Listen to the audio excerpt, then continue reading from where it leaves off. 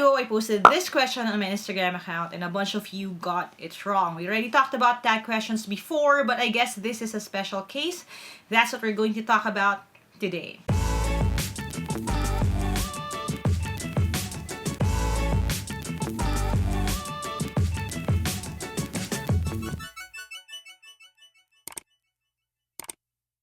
Hi there! Thank you for checking out my channel. Thank you for clicking on this video. If this is the first video that you're watching from my channel, I make educational and motivational content. So if you don't want to miss my next upload, don't forget to hit subscribe and hit the bell icon. If you haven't seen the first two videos in this series, I recommend that you watch it. Those are the most basic rules.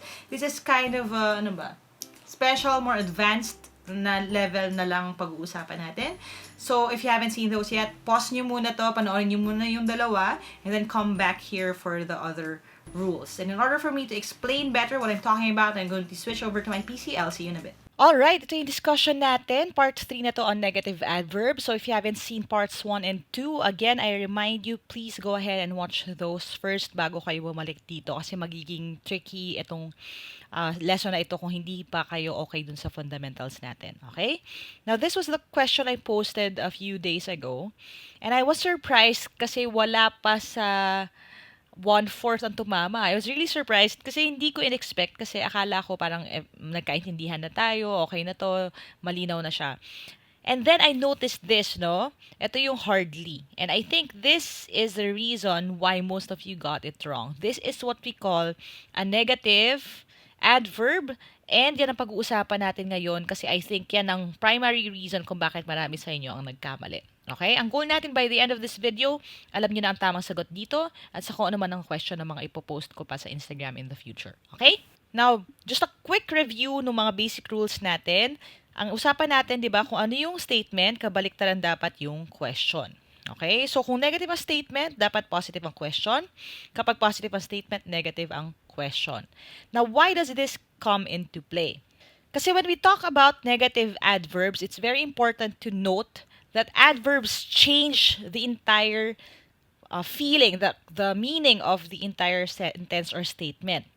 Kasi yung adverb na yan, designed yan to modify or basically redefine kung ano yung adjective, verb, or any word or phrase na sumusunod sa kanya. Some samples are these. Ito yung mga negative adverbs na kadalasang ginagamit sa sentence. And I want you to take note of this, lalo na sa sentence correction part ng exam. Marami ang lumalabas na ganito dahil nga hindi siya nasaspatan. So, kung nakita kayo ng ganito sa sentence, remember that these are negative adverbs. We have never, rarely, seldom, hardly, barely, and scarcely. Okay? Ang ibig sabihin niya mga yan basically bihira or hindi. And that changes the entire sentence. So for example, di ba? Si Susan ay naliligo. Di ba? Pag sinabi mo si Susan ay bihira, maligo, pag sinabi natin bihira, yun yung parang negative adverb nun eh. So kung bihira siya maligo, ibig sabihin hindi siya naliligo. So, yung sentence mo ngayon, naging negative na siya. Ganon din dito. So, for example, sabihin natin, Susan barely bathes or takes a bath. Okay? Etong statement na to na supposedly positive, dahil meron siyang barely, nagiging negative yung entire na statement. And ano ang epekto niyan dun sa tag question natin? Ang ibig sabihin nun, yung tag question ko now has to be positive. Kasi negative na yung statement. So, for example, magdagdag pa tayo. Kunyari, he never tried. Okay? He never tried. Hindi siya sumubok. So, yung tried, which would have been a positive statement, dahil meron siyang never, hindi na siya nagtatry, this entire thing now becomes a negative statement. So, ang paired niya dapat ay positive na question. It's the same thing for every adverb here. Anything nakakabit nyo dito, okay, kahit gaano siya ka-positive, magiging negative. Now, I want you to think on yung question that I posted sa Instagram. So, if sumagot kayo doon at nagkamali kayo, this is your chance to redeem yourself. I want you to try again. And I'll give you a minute to think about it. Okay? Your timer starts now.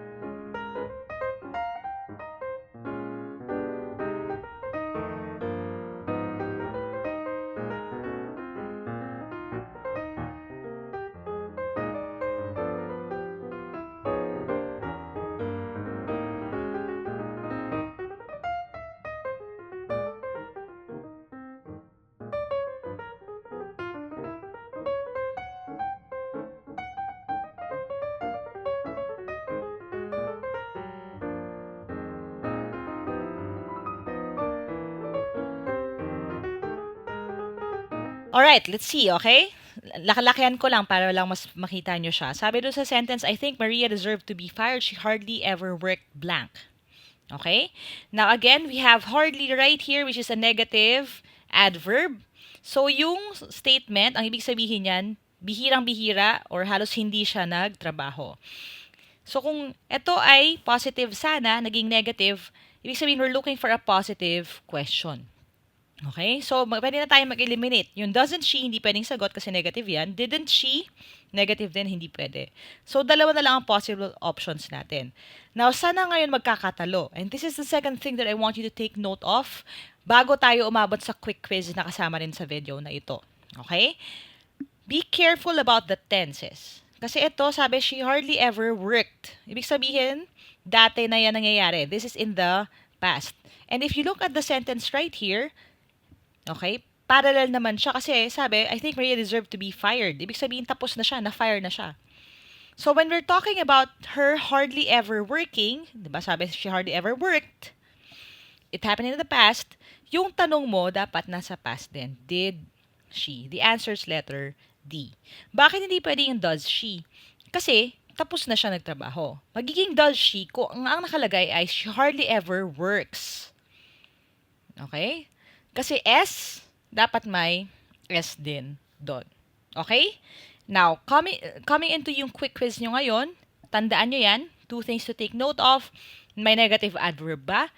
Kung meron, at magsusulat ako ng tag question, dapat nagre-reflect din yung tense. Okay?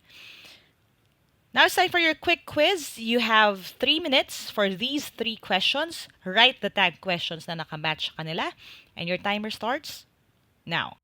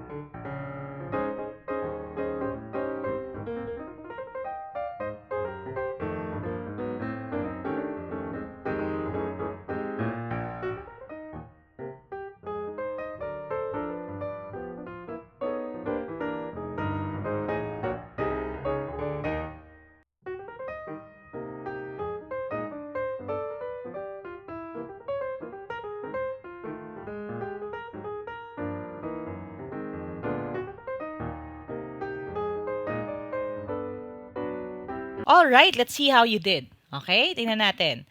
Number 1, sabi, Mimi is so sleepy. She can barely walk, blank. Okay? So again, yung barely here turns this into a negative. So we're looking for a positive question.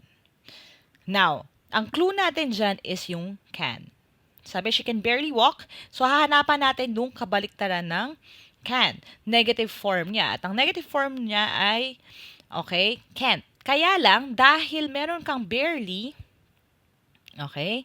Mariretain yung form niya dahil ngayon ang hinanap natin positive din. So, ang tanong niya ay, can she? She can barely walk, can she? Okay? Kasi nga, negative na yung statement mo.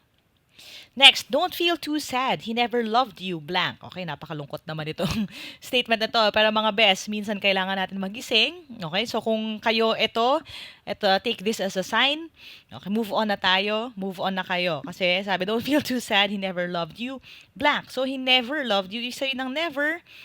Okay, again, hindi kanya minahal. This is a negative statement. Now, sabi natin, pag mga missing in action yan, we talked about this in special cases sa part 2. Ang magiging partner niyan would be did he.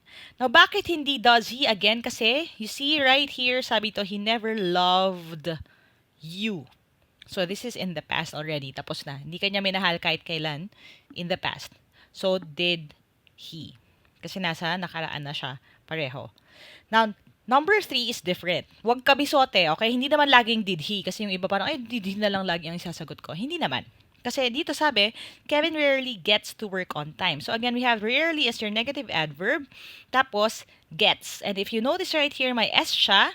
So, ibig sabihin si Kevin, hindi katulad nung example natin kanina, may trabaho pa rin siya. So, pumapasok pa rin siya ngayon. So, kumbaga nabubuhay pa siya sa kasalukuyan or present. So, ang kamatch niya na question would be, does he? Kevin rarely gets to work on time. Does he? Kasi, again, S there, dapat parallel match sila. Alright, so again, I will be posting more questions dun sa aking Instagram account at Lyqa Maravilla. If you don't follow me yet, follow me there. And I will keep making tag questions din as long as marami sa inyo nagkakamali. So, gamitin natin, i-maximize natin yung quiz function sa Instagram story. It's a great way kasi pagkapindot nyo nung sagot ninyo, malalaman nyo agad kung tama siya o mali. Okay? So, sa mga nagpa-participate, keep participating. And for those who aren't yet, maximize all our resources. Gamitin nyo rin yun. Magandang brain teaser or pampabuhay din. Every day, I try to post at least one new question. Alright, I hope you learned something new today. If you did, click thumbs up. Make sure that you share this video with your friends na mag-exam din sila para mas marami tayong matulungan. And as always, if you want to reach out to me directly, maybe get the reviewers that I make or attend the live review events or join the online review program, don't forget to message me at www.facebook.com/Team Lyqa or comment nyo rin sa baba kung may mga requests kayo ng topics that you want me to talk about. And if you haven't subscribed yet, don't forget to subscribe. Hit the bell icon para hindi kayo makaka-miss out ng mga lessons na paparating pa lang. I make at least one new video lesson every week, so sayang naman kung mamimiss nyo yun. As we always say dito sa team, never stop learning. Adja, kaya niyan. I'll see you in the next video and bye for now.